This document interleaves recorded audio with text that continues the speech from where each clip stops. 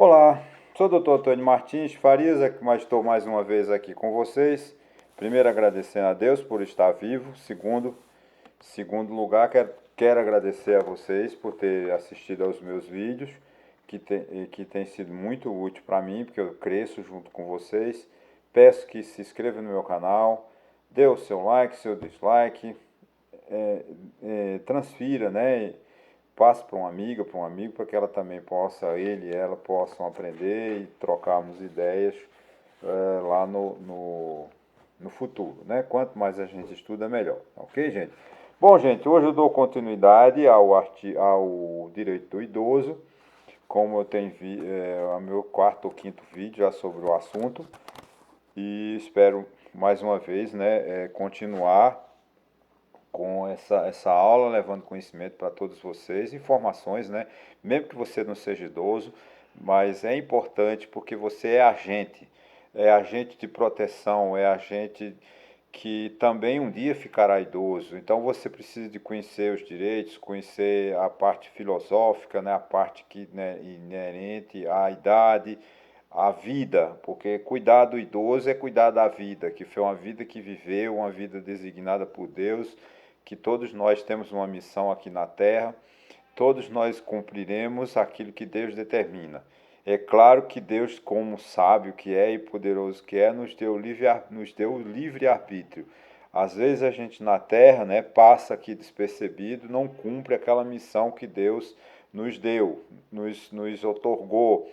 Vamos dizer assim, porque eu parto do princípio que Deus não castiga ninguém. Quem castiga a gente somos nós mesmos, né? Se eu estou sofrendo é porque eu fiz por onde merecer, fiz por onde tive que passar por isso. É claro que eu não estou pregando o sofrimento para ninguém. Eu quero a felicidade de todo mundo, inclusive a minha. Eu oro a Deus todo dia para que Ele me dê o discernimento para eu distinguir o que é bom e o que é mal, o que é melhor para mim e para toda a humanidade. Eu tenho que partir do princípio que eu não posso somente pensar em mim, eu tenho que pensar nos outros. Esse é o princípio básico que eu levo na vida. Por isso que eu tento passar o máximo de conhecimento para que aquelas pessoas que não tiveram oportunidade, como eu, né, possam também aprender, possam também participar do processo de evolução da humanidade. Porque tudo aquilo que o homem ele precisa, isso vem lá de Platão, né? 400, 300 e poucos anos antes de Cristo, Platão já diz, a finalidade do homem é perpetuar a bondade, é a evolução, todos nós temos que evoluir aprendendo e só através da sabedoria é que a gente chega a um determinado ponto onde Deus quer que todo mundo chegue, que todo mundo seja salvo, todo mundo seja escolhido e cumpra seu papel. Vamos lá. O artigo 4º, deixamos de lado agora, vamos ao assunto. O artigo 4º da Lei 10.341 de 2003, que é conhecida como Estatuto do Idoso, ele diz o seguinte, traz o seguinte enunciado. Dentre os idosos, não, desculpa, nenhum idoso será objeto de qualquer tipo de negligência, discriminação, violência, crueldade ou opressão, e todo atentado aos seus direitos, por ação ou omissão, será punido na forma da lei. Então, gente, o que é que diz a lei, né? A lei traz que nenhum idoso será, né, objeto de qualquer tipo de negligência, discriminação, violência, tá? Aí diz assim no parágrafo 1º, é dever de todos prevenir a ameaça ou violação aos direitos do idoso. Isso quer dizer que todos nós temos a obrigação de evitar a qualquer custo que um idoso seja submetido a sofrimentos, a maltratos, a falta de respeito, né? Porque é um direito que o idoso tem e a sociedade é obrigada a aplicar, a fazer com que esse direito seja cumprido, né? Diz lá o artigo 2º. As obrigações previstas nesta lei, no Estatuto do Idoso, não exclui da prevenção de outras decorrentes dos princípios por ela adotados. Isso quer dizer o seguinte, que todos os direitos do idoso não estão somente nesse estatuto. Estão na Constituição, no Código Civil e tais, e que podem fazer, né,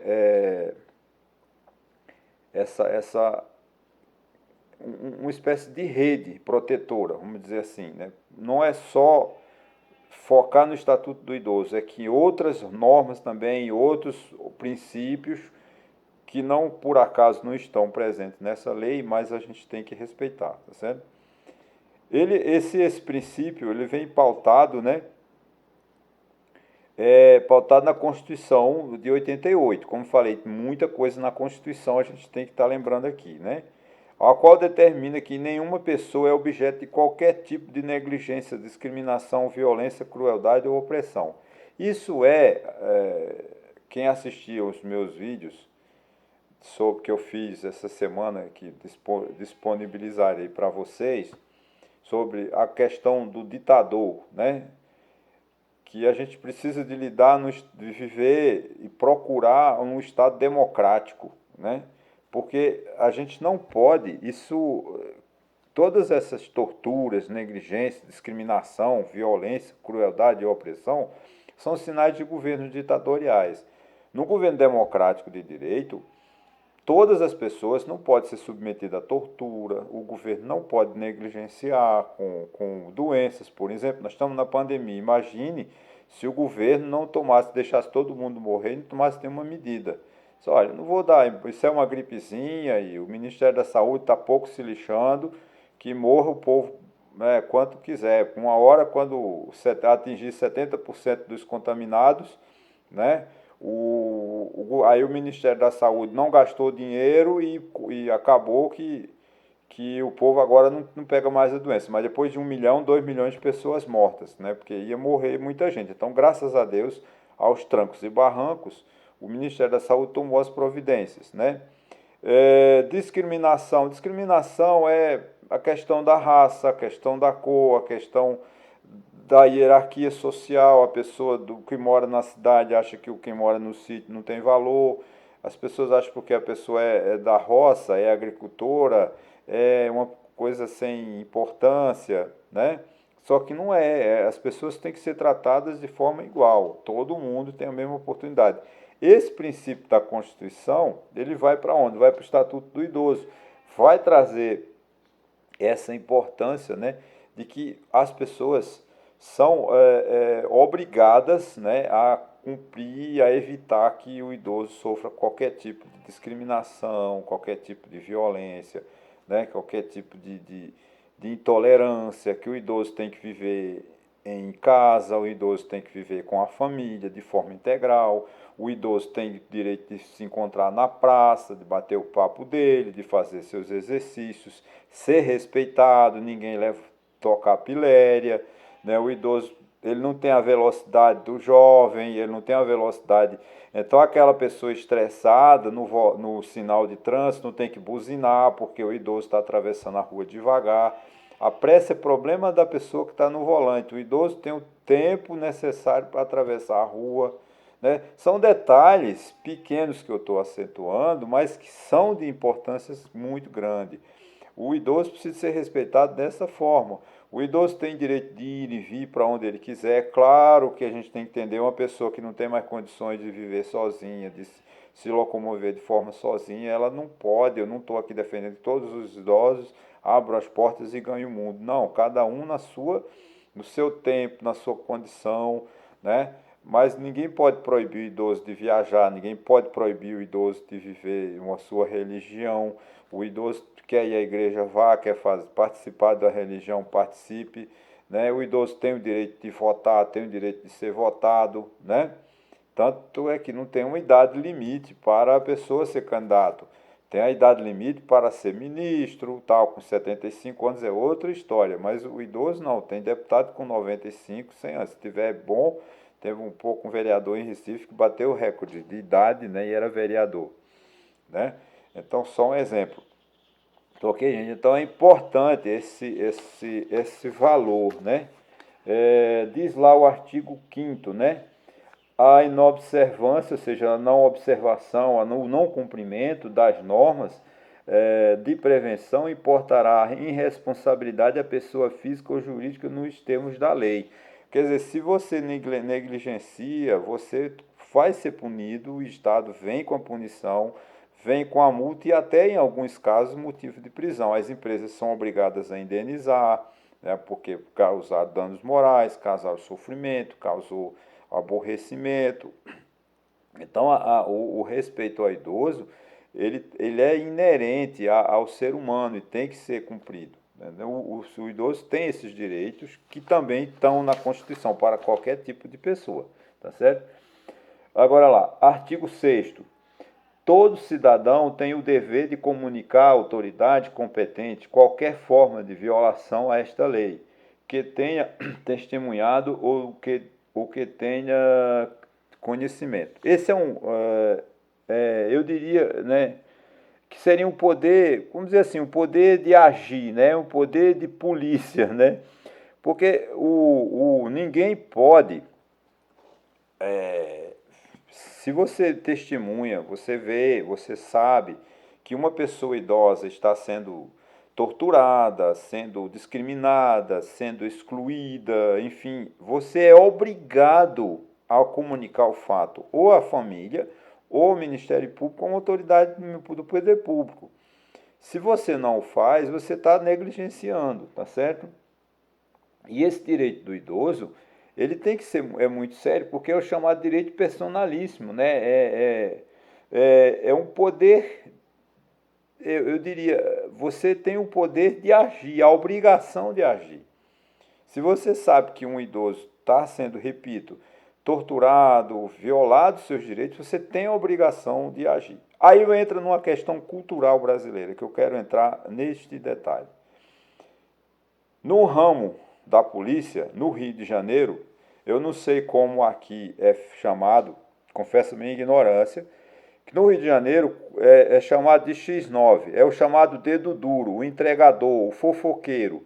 Quando se trata de relação ao direito, o caso do idoso, você não está dedurando, você não está sendo se intromissando, né? Desculpa, você não está se entrando na vida particular, você não está sendo um fofoqueiro, você não é uma pessoa. Você tem a obrigação, né, de denunciar, de fazer uma ocorrência desse fato, para que a autoridade judiciária, o Ministério Público, tome a providência e faça uma visita ao local, vai chamar essa família, para uma conversa, vai dar algumas diretrizes e até a internação dessa pessoa no asilo. Ele tira o idoso, leva dessa família e leva para um asilo para que ela seja bem cuidada. Então, o chamado no Rio de Janeiro, o chamado X9. X9 é aquela pessoa, é o policial disfarçado, né? É o agente público disfarçado que se intromete, que se insere numa determinada comunidade, num determinado local para descobrir crime. Não se trata disso. Eu sei que esse problema no Brasil é cultural, que todo mundo, o X9, a pessoa que denuncia é como se fosse vir uma inimiga. Mas se você está cometendo um crime, torturando, negligenciando, você não pode ficar com raiva da pessoa que dedurou, porque você tem a obrigação de não maltratar. O crime tem que ser perseguido, punido com o rigor da lei, porque a lei está aqui. A lei estabelece que toda pessoa que testemunhar ou souber de algum fato que vá prejudicar o idoso, essa pessoa tem a obrigação de denunciar. Não fique acanhada, com vergonha ou com remorso, porque você denunciou. É uma obrigação. Porque se você for não denunciar e o Estado descobrir por outra fonte, você vai ser punida. Porque você foi complacente, você foi conivente com aquela tortura. E aquela pessoa pode ter chegado à morte em consequência disso. Então você se complica. Então é obrigação da sociedade dedurar, né, assim, noticiar o fato às autoridades competentes para que elas então tomem a providência. Se a autoridade policial, do Ministério Público, o Conselho tutelar não toma as providências, não é problema seu, é da autoridade que foi negligente. Agora, nós temos como cidadão de proteger, de denunciar, de proibir, de evitar que aquela pessoa sofra. Isso não é só com o idoso, é com todas as pessoas. A criança, por exemplo, quem tem notícia de criança sendo torturada, maltratada, passando fome, fora da escola, a sociedade e o Ministério Público é obrigado a atuar e levar essa criança para a escola, levar essa criança e até tomar a guarda, né? Tirar a guarda dessa criança, se está com o pai, com a mãe ou com qualquer que seja do tipo de responsável. Você não pode proibir a criança de ir à escola, você não pode proibir a criança, não pode torturar a criança. Então, não é só com o idoso. A importância de você denunciar, você noticiar esse crime é muito grande para evitar o sofrimento e o prolongamento dessa tortura que pode levar uma pessoa à morte. Tá? Então, é importante